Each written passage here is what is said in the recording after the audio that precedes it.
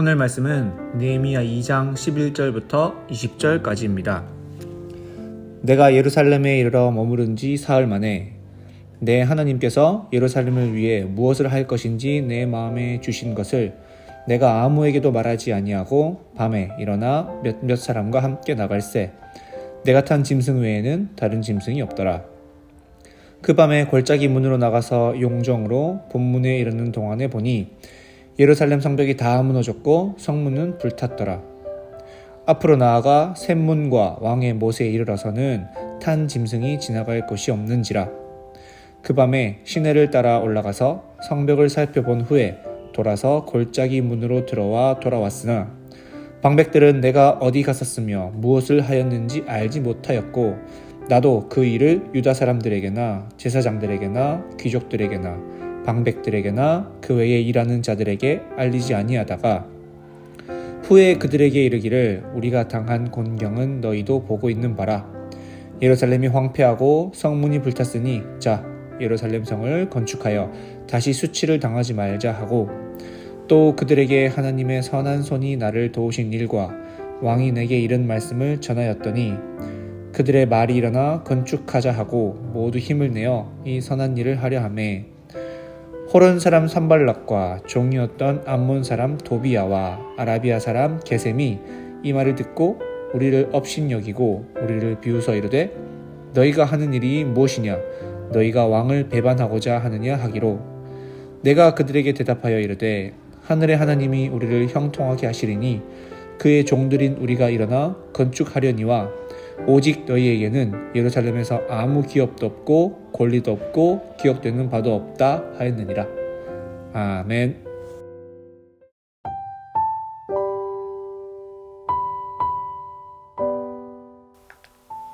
예루살렘에 도착한 지 사흘이 되어 느헤미야는 본격적으로 성벽을 둘러보기 위해 한밤중에 나섭니다.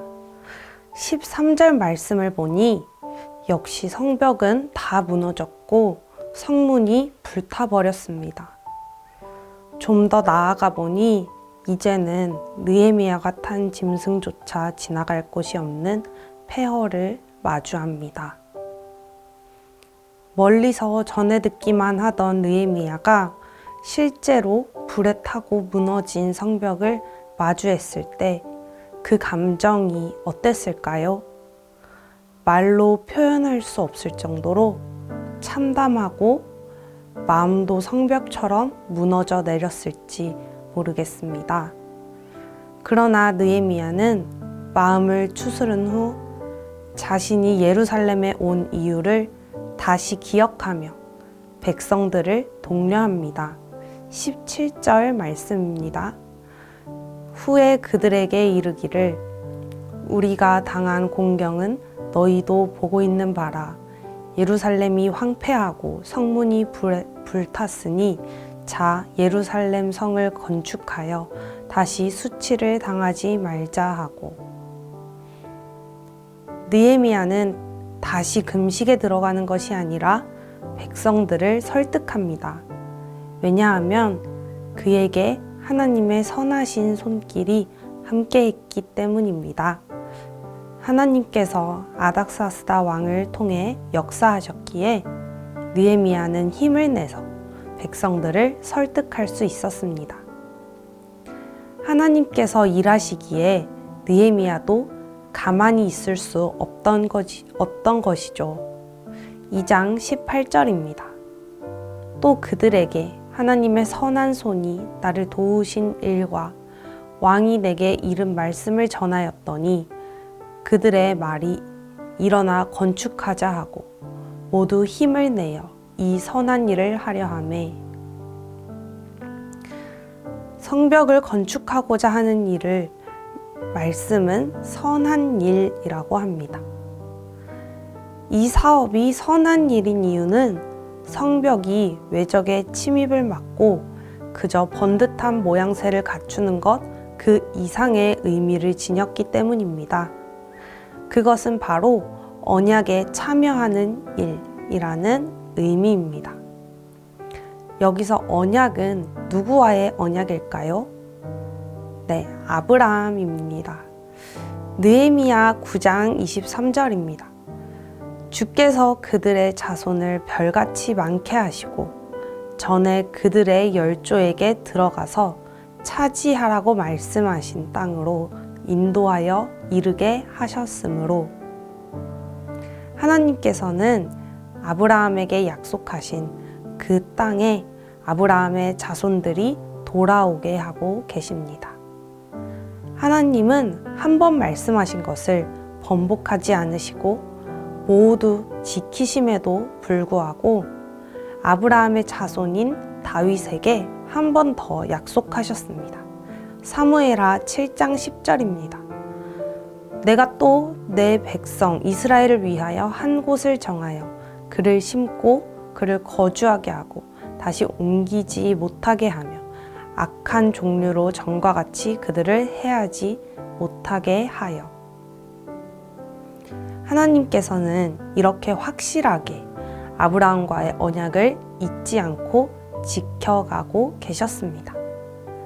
하지만 하나님은 백성들을 짜잔하고 한 번에 모으시거나 완성된 도시를 주시지 않으셨습니다.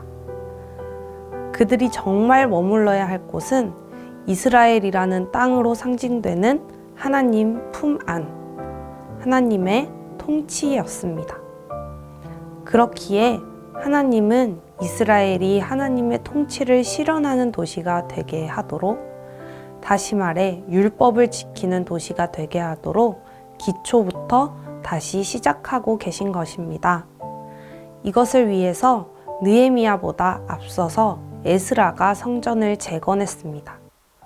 다윗의 시대처럼 하나님의 임재의 상징인 성전과 예배가 회복되었던 그 나라에서 살기를 소망하는 마음이 백성들 안에 있었던 것이죠.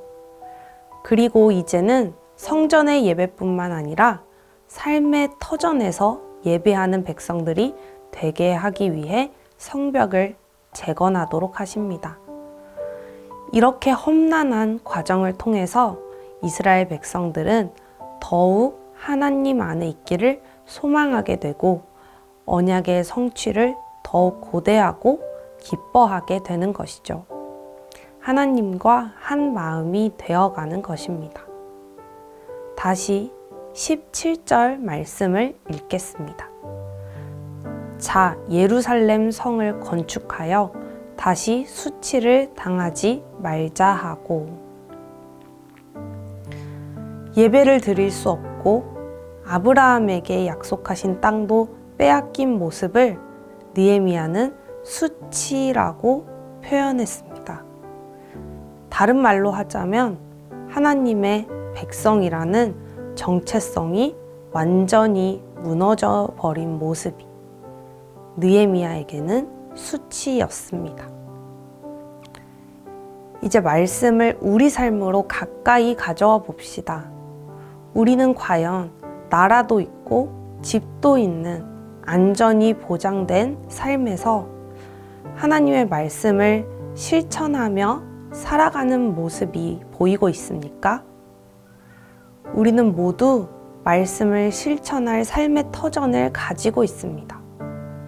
하나님의 통치가 나의 삶에서 드러나기를 우리는 얼마나 바라고 있습니까? 하나님이 아닌 다른 것의 통치를 받고 있는 것은 아닌지요? 내가 지나간 삶의 자리에 말씀의 흔적이 남는지, 돈의 흔적 혹은 인기의 흔적, 명예, 권력의 흔적을 남기는 삶은 아닌지 돌아보아야 합니다. 말씀이 아닌 다른 것의 흔적을 남기는 것을 느헤미야와 같이 수치로 여겨야 합니다. 돈이 모자른 것, 언변이 부족한 것, 체면을 차리지 못한 것보다 우리를 더욱 부끄럽게 하는 것은 하나님의 백성답지 못한 흔적을 남기는 것이어야 합니다. 오늘 말씀을 통해서 내가 무엇이 부족할 때 유난히 숨고 싶고 못 견뎌 하는지 함께 돌아봅시다. 그리고 그 자리를 말씀으로 채우는 저와 여러분 되기를 바랍니다. 기도 제목을 나눕니다. 말씀을 지키는 것이 나에게 가장 소중한 것이 되게 하소서. 나의 수치심이 있는 곳을 예수님의 보혈로 덮어주시고 말씀으로 회복되게 하소서. 함께 기도하겠습니다.